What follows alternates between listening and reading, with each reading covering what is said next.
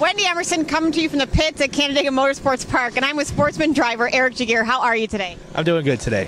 Did I pronounce it properly? You did. I did. Excellent. So, Eric, I know a lot of people know you, see you race, but they probably don't realize that you have had something happen that just sort of totally changed your life. Can you tell us about that a little bit? Yeah, I was a construction worker about 10 years ago, working construction, and, young kid, doing things the way I wasn't supposed to, had a boss that wasn't doing things the right way, and got in a really bad accident, got buried alive in a trench, 6.5 feet deep, almost died, so very lucky to be here. That kind of changes your perspective on things a little bit, I guess, huh? Yeah, it made me a little bit safer, made me realize, how things can happen to you and life is short, so it didn't stop me from racing. It did for a little while, but, life's short. You got to live your life, do what you love to do, but it sort of, made me change my focus and dedicate my life towards safety a little bit and just educating other people on, things that can happen. And that's where your company, Safety Awareness Solutions, came into play, right? Yeah.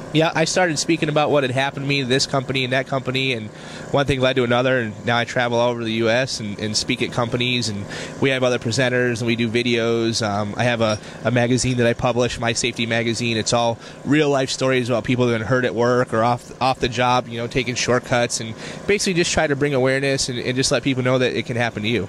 I imagine, Eric, based on your history, that's got to be pretty rewarding work for you. Yeah, it is. I enjoy it a lot, and I feel very strongly about it. It's important to me, and I just don't want people to go through what I had to go through and my family had to go through, and just to save a little bit of time.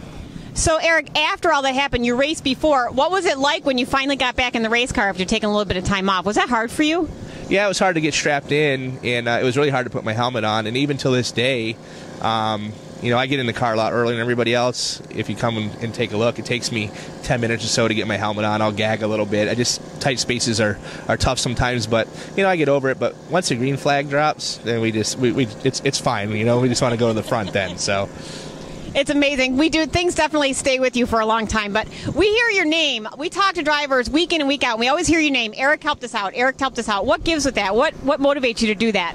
Well, I don't know. When I first started this thing, the Wiesners, we came in here with a busted-up street stock, couldn't even get it off the trailer, and Wayne Wiesner and Dan and all them, they helped us out and got us going in the right direction, and we've been working with them all along, and, we were there one time, too. We didn't really know what was going on, and actually we're sort of there right now. We can't really figure it out. We can't hit a good setup, so, when we're out on the track, I don't like anybody. Dan and none of them guys, but when we're in the pits, we're all friends. I want to see everybody do good and help everybody else. And a lot of people have helped me, and we're all here for the same reason. We love the race. We love to do what we do. None of us are going to NASCAR, so, if I can help somebody out and get their car handled a little bit better, then, maybe it'll make it a little bit easier for me to pass them because they'll have more control of their car or vice versa, and so it just makes for a better race out on the track.